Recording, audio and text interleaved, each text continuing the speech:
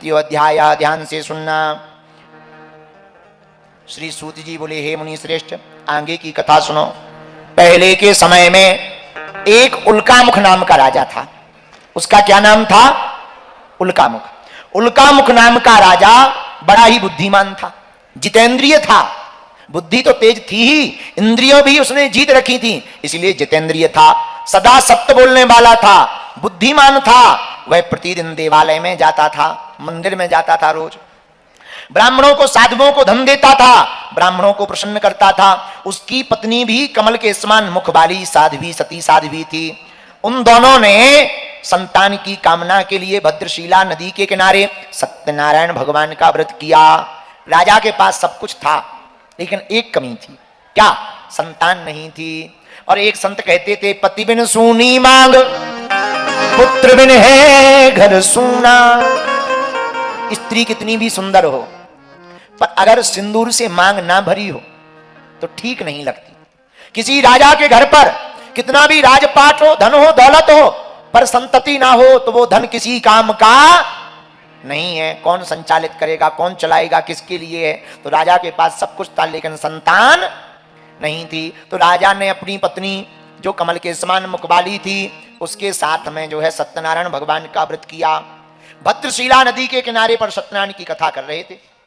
उसी समय धन से परिपूर्ण एक नाव आई। उस नाव में एक साधु नाम का वैश्य बनिया बैठा हुआ था। वह वैश्य व्यापार के भाव से इस तरफ आया था। नाव को तीर के किनारे खड़े कर कर राजा के पास आ गया।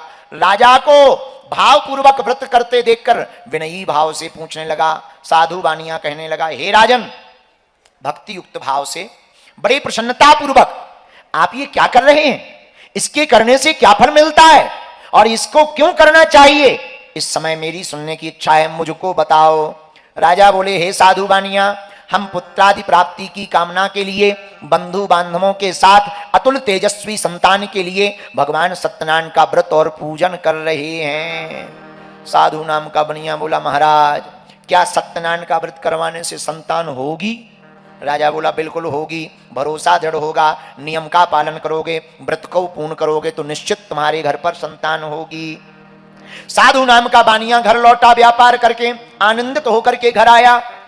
उसने संतान देने वाली अपनी स्त्री से कहा, हे देवी, आज हम दोनों संकल्प ले रहे। देखो, सत्यनारायण का एक फल है, आप व्रत करो तो फल मिलना ही है, पर सामर्थ्यता नहीं है, समय नहीं है, और उस वक्त आप सत्यनारायण की कथा ना करवा पाओ तो किसी भी परिस्थिति में सत्यनारायण कथा करवाने का अगर आप संकल्प ले लोगे तब भी आपका काम सफल हो जाएगा। साधु नाम का बनिया महाकंजूस था। उसने सोचा पहले कर देंगे और फिर बाद में संतान ना हुई तो पत्नी से बोला, एक काम करो, देखो जो जितना बड़ा होता है, पुण्य की जड़ पाताल तक, पाप की जड़ अस्पताल तक। साधु नाम का बनिया अपनी पत्नी से बोला, एक काम करो, हम दोनों संकल्प ले लेते हैं। अच्छा, क्या संकल्प? हमारे जब संतान होगी तब हम सत्यनारायण भगवान के व्रत को करेंगे। पत्नी भी बड़ी प्रसन्न हो गई। लीलावती नाम था पत्नी का। लीलावती प्रसन्न हो गई। बहुत अच्छा उपाय महाराज, जय हो आपकी। लेकिन भगवान की कृपा, कालांतर में साधु नाम के बानिया के यहां लीलावती के गर्भ से एक सुंदर कन्या का जन्म हुआ। वह दिनों दिन ऐसे बढ़ने लगी। 10वें महीने में उस कन्या का जन्म हुआ। वह कन्या रत्न की उत्पन्न दिनों दिन ऐसे बढ़ने लगी जैसे शुक्ल पक्ष का चंद्रमा बढ़ता है। उस कन्या के स्वरूप को देखकर ब्राह्मणों ने उसका नाम कलावती रखा। क्या रखा? कलावती नाम रखा। नामकरण हो गया। एक दिन लीलावती अपने पति से बोली, महाराज, आपने संकल्प किया था कि जब हमारे संतान होगी तब हम सत्यनारायण भगवान के व्रत को करेंगे। देवी चिंता मत करो, बेटी का जब विवाह होगा तो दोनों इकट्ठी सत्यनारायण भगवान के व्रत को करेंगे। पत्नी को समझा बुझा दिया। बेचारी पत्नी क्या बोले समझ गई। साधु नाम का बानिया व्यापार करने चला गया। जब व्यापार करने चला गया कुछ दिनों बाद वापस आया। दृष्टवा तु सुंदरम बालम वाणिक्य पुत्रम गुणान्वितम। जब वापस आया उसने अपनी कन्या को खेलते हुए देखा। विवाहार्थम च कन्याया वरम श्रेष्ठम विचारय। कन्या को विवाह योग देखकर मन में सोचा बेटी का विवाह कर देना चाहिए। दूतों को बुलाया, इधर आओ, हमारी बेटी के लिए कोई सुंदर वर देख करके लाओ।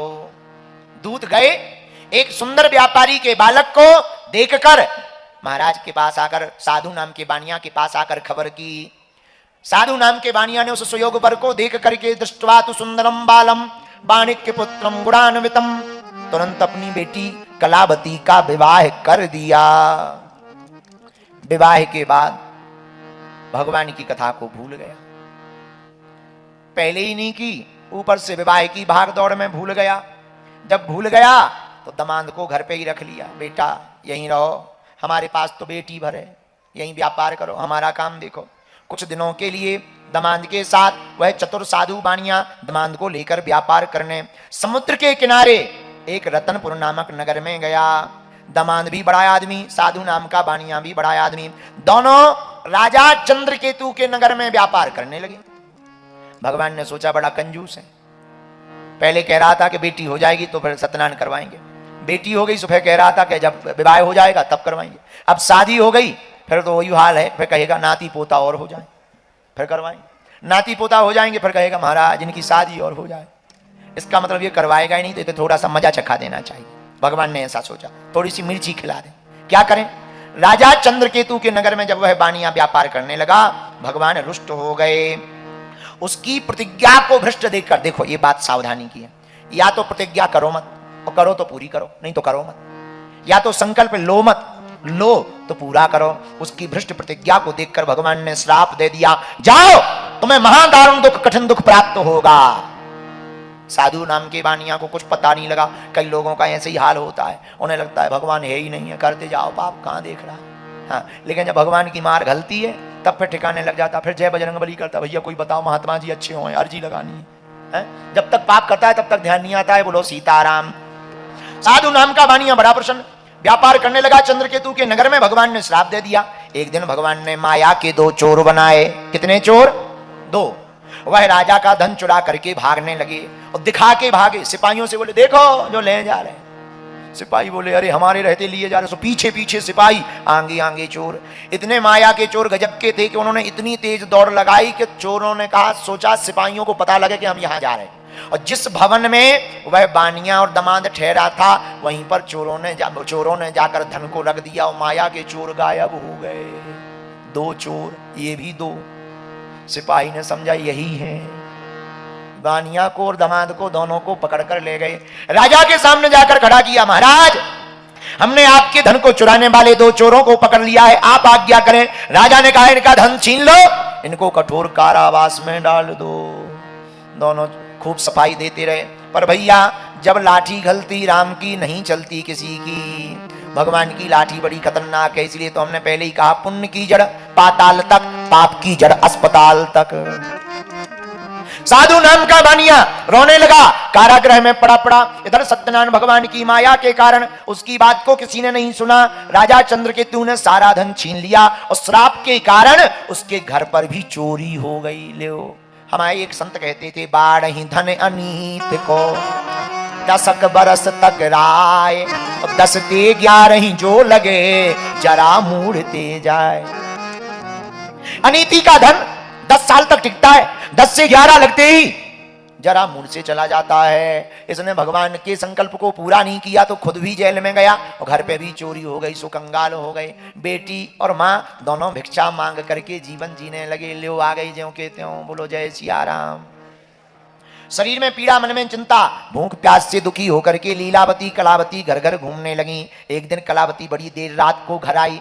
एक जगह ब्राह्मण के घर सत्यनारायण की कथा को देखकर बैठ करके सुनने लगी। रात को प्रसाद पाकर घर आई। माता प्रेम बहुत करती थी कलावती से। कन्या से बोली, हे बेटी, इतनी रात तक कहाँ रही? तेरे मन में क्या है? क्या तू मुझे नरक में ले जाएगी, मेरी नाक कटवाएगी? यह सुनकर कलावती बोली, नहीं माँ, हम एक ब्राह्मण के घर पर थे, वहां पर हमने सत्यनारायण भगवान का व्रत होते देखा। लीलावती को याद आ गया कि तेरे पिता ने संतान प्राप्ति के लिए इस संकल्प का व्रत लिया था, हो ना हो ये सत्यनारायण भगवान का ही श्राप हो। तुरंत पड़ोस में जाकर सामग्री को मांगा। कन्या के वाक्य सुनकर साधु वैश्य की स्त्री सत्यनारायण का व्रत करने के लिए तैयार हो गई, उद्यत हो गई। उस स्त्री ने बंधु बांधवों को बुलाया, सत्यनारायण भगवान की कथा की और सत्यनारायण की कथा के अंत में कहा, हे प्रभु, मुझसे, मेरे पति से, मेरे दमान से जो भी अपराध हुआ हो क्षमा कर दो, हमसे भूल हो गई, अज्ञानी है। भगवान प्रसन्न हो गए। छड़े रुष्टा छड़े तुष्टा, रुष्टा तुष्टा छड़े छड़े। भगवान थोड़े में प्रसन्न हो जाते हैं और थोड़े में नाराज हो जाते हैं। भगवान प्रसन्न हो गए। प्रसन्न भय राजा चंद्रकेतु के स्वप्न में गए। ए राजा उठ, सुबह होते ही जो 2 चोर तुमने कारागृह में बंद किए हैं खोल देना, वरना पूरा राज्यपाट नष्ट कर देंगे। धमकी दे दी। राजा की 3 बजे रात को नींद खुल गई। और कौन नाश करवाना चाहे, भगवान बोल रहे, दिमाग खराब हो गया। रात को ही उठ बैठा। सुबह सभा लगी, सभा में अपना स्वप्न सुनाया। ब्राह्मण बोले, महाराज खोल दो, काय को बर्बाद करवा रहे, खोल दो। दोनों चोरों को, दोनों को बुलाया, साधु और दामाद को बुलाया। भगवान की कृपा से दोनों ने आकर हाथ जोड़ लिए। कैदियों की तरह उनको बांध करके लाए थे, पर उनको खुलवा दिया, हाथ जोड़ लिए। राजा ने तो जो धन लिया था, जो छीना था, वह भी लौटा दिया, दुगना दे दिया। दोनों बड़े शर्म के मारे नीचे सिर करें। राजा चंद्रकेतु बोले, आप शर्म मत करो, ये आपका अपराध नहीं है, देव अपराध था आपसे। कोई अपराध हो गया था तुमसे, देवताओं का अपराध हो गया था, इसलिए तुमने दुख को पाया है। दोनों वैश्य राजा चंद्रकेतु को नमस्कार करके कुछ नहीं बोल पाए। दुगना धन ले लिया। दुगना धन लेकर के प्रसन्न मन से बड़े भाव पूर्वक अपने घर को चलने लगे। राजा ने कहा, साधु साधु अपने घर को जाओ। राजा को प्रणाम करके नाव में पूरी संपत्ति को रख करके जाने लगे। इति श्री स्कंद पुराणे रेवाखंडे सत्यनारायण व्रत कथायामो 3य अध्याय समाप्ता। बोलो वृंदावन बिहारी लाल की जय हो। सत्यनारायण भगवान की जय हो।